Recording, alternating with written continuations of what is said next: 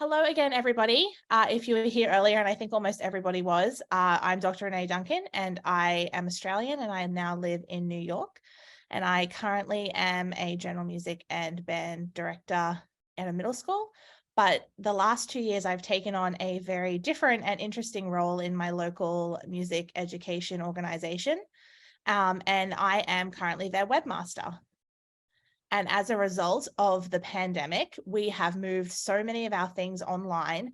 And I've had quite a unique experience learning as a webmaster for this organization and discovering how the online presence of this organization has really served the goal, which was to revitalize it and to make it more visible to the New York City community and to the educators, professionals, university faculties in New York City.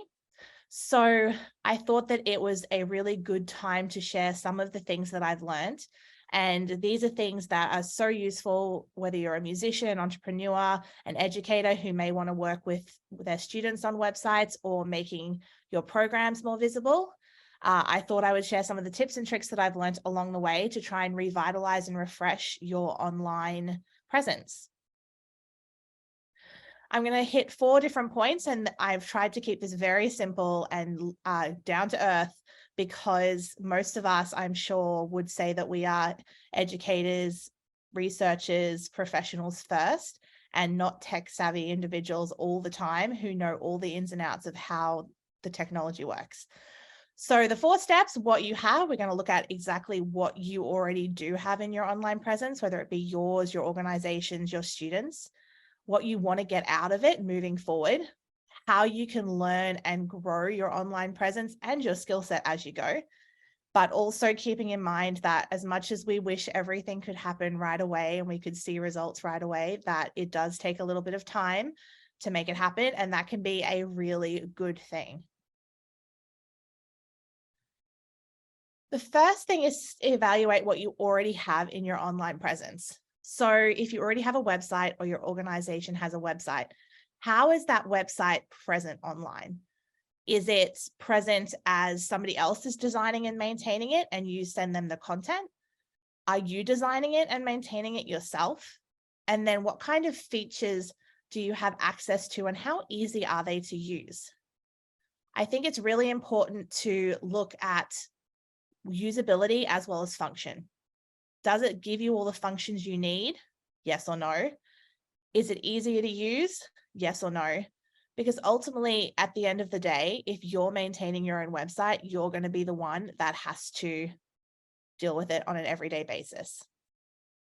There's 2 different components. There's the hosting of it, so where you're paying for the space the website exists, and also the builder, which is the graphics and the software that you use to create it. Don't be afraid to start super simple. Something like WordPress is largely text-based with a few images and is perfect for someone who may just be starting out. But if you have already got something, don't be afraid to upgrade and change and try something different, because a lot of these websites, even if you have something with them already, lately they've been updating, so they have new features. Squarespace in particular, I've just switched to their new editor for our organization webpage, and it is a game changer. YouTube. I'm willing to bet that most people have a YouTube channel, or if they don't, you probably use a YouTube channel. This is the greatest and easiest place for storing a lot of your video content. And it's also really easy to put into websites. So if you do have a channel, I really suggest you take a look and make sure that whatever's on that channel, the content, and also the imaging, the titles, does it represent what you want it to say about you or your students as a professional? Check your cover images, descriptions, and are your videos organized in a way that people can actually see your original content, the themes of that content, and take a little bit of time to neaten and tidy it up so that you can make sure that anyone who visits sees what you want them to see. I know social media came up earlier today. Social media, if you're an occasional visitor or a frequent flyer, social media can be your greatest asset. It can also be your worst enemy. I really suggest that you gather up everything that you already know about your social media. Do you have accounts where are those accounts?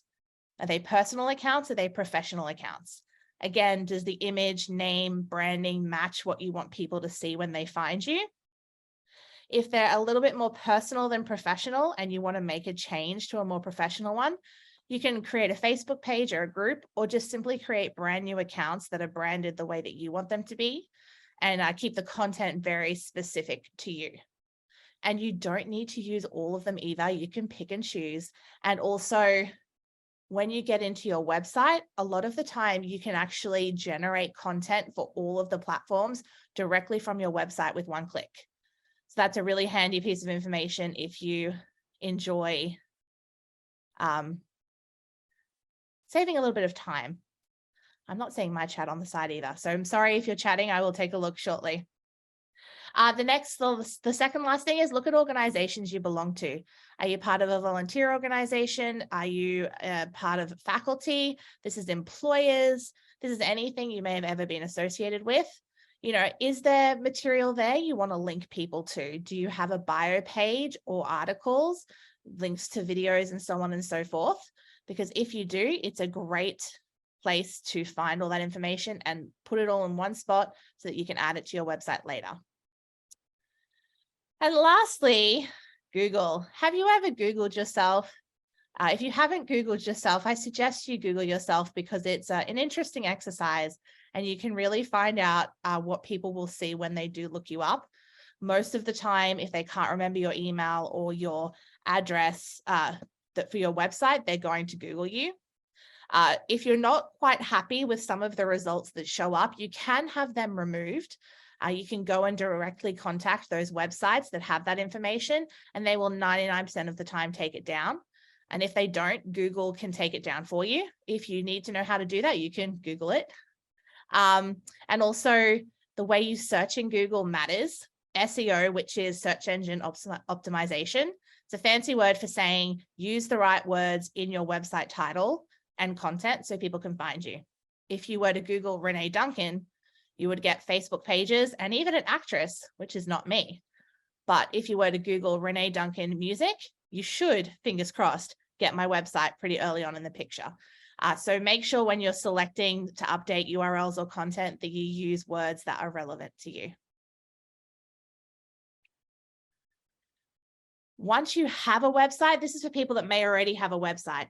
It's really easy to find out what people are looking at on your website. It's 2 clicks and you can see some information that looks like this. And this is telling me that last year, 5,500 people viewed the Music Education Association of New York City website. And it's telling me that most of them stayed on the homepage. There was 603 that became a member, workshops, resources, so on and so forth. So that immediately tells me what my most popular pages are, so I can put time and attention into them, or perhaps put time and attention into things that other people aren't visiting that I wish they would. And then this little graph shows me what's happened this year. So this was from the start of this year up to November 4th. And so it's telling me that already I have a 71% growth in the amount of people that are visiting this website. Instead of 5.5 for the whole year, I have 8,000 and change for up until November. And it again breaks down where they're going and what they're doing. And so you can see workshops has now become more popular than become a member, which means likely that my audience has grown to people that may stop by to sign up for a workshop rather than want to become a full member of the organization. We also added some new pages. Employment, we added our festivals like the State Honors Ensemble Program festivals, the New York equivalent. We added all their signups to our website, which brought traffic to us as well. So look at what you have, your pages, and what they're doing for you, and then consider adding some different ones if you need to. Then just to take it one step deeper, where are the people coming to your website from? This matters, particularly if you're trying to drive traffic there from specific sources. So search is Google, any sort of search engine. I'm getting, this was last year's data, I'm getting 1,200 people coming to me from Google or to the organization. Direct links and emails are serving pretty well. Not very good referrals, which is coming from other websites that have the link to the site on it. Social media did not do very well that year at all. This was the year of COVID. So I think everyone was very, very busy trying to maintain their lives, and only a very short, small amount came from direct emails from the website. Whereas if you look through to next year or this year currently, there's big jumps in numbers and where they're coming from. And so this information allows you as the person who owns your website to know where your advertising dollars, if you are using advertising money, may be best spent, or where you can increase your reach using social media and all those sorts of things to get people there.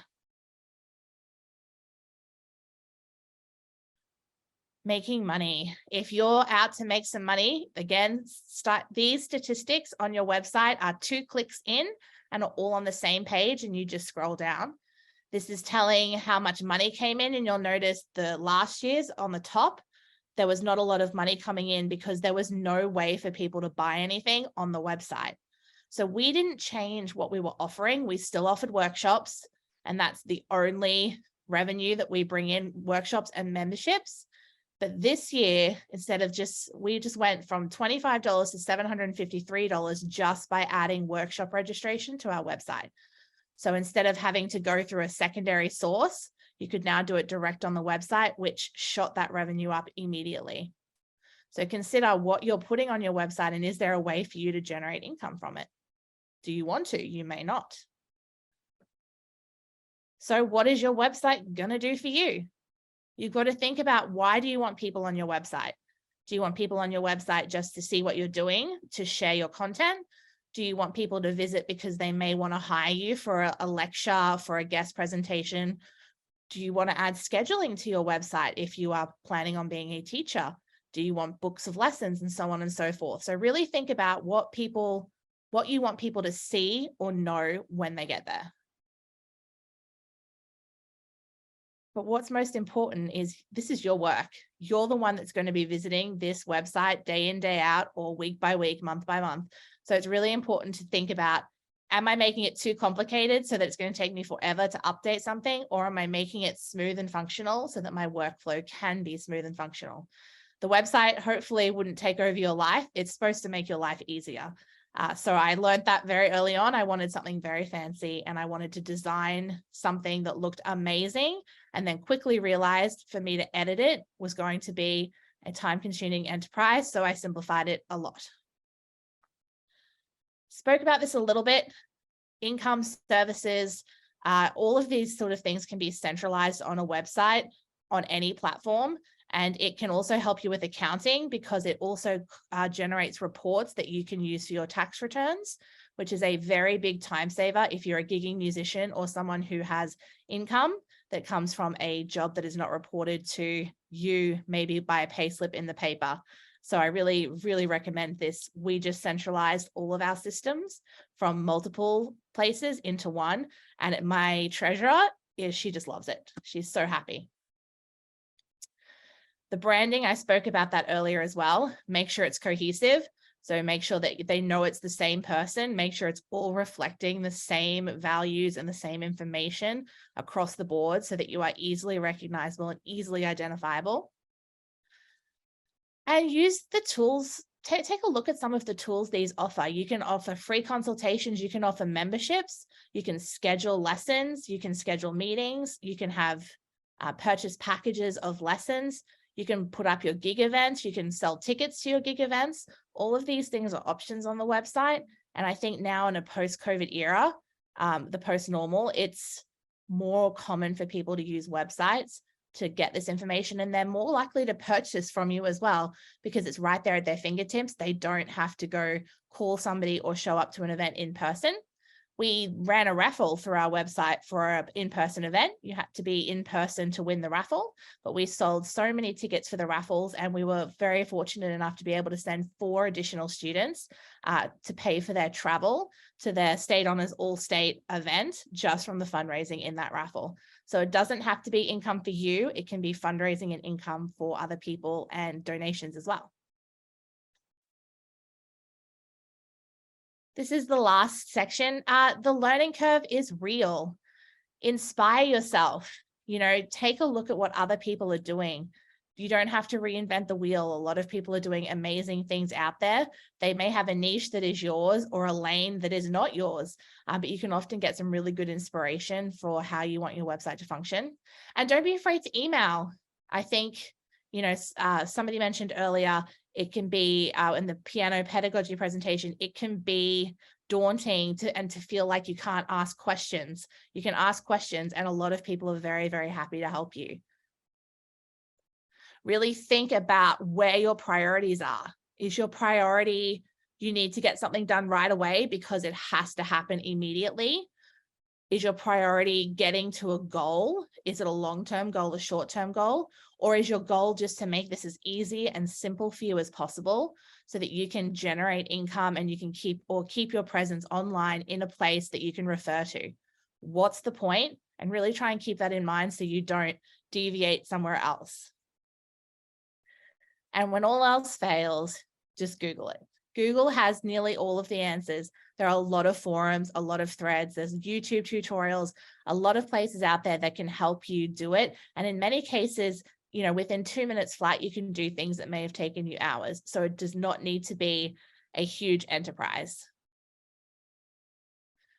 Really just have some patience with yourself if you are going down this pathway. Just take one thing at a time.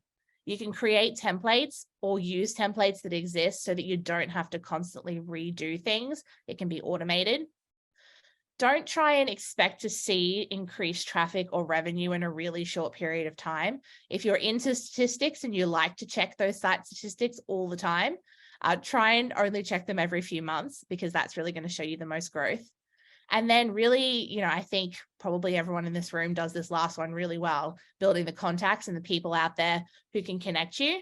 And feel free to put them on your website, ask for permission, but check out other people's websites and their resources, and then ask them for permission to put them on your website as well, because that's a great way for other people to connect with the people they want to. And they'll always remember, oh, I got your information from this person's website. You should talk to them as well. So it's always a wonderful thing to do. And that is my presentation. I'm going to stop my share. Feel free to get a copy of the slide deck if you would like to.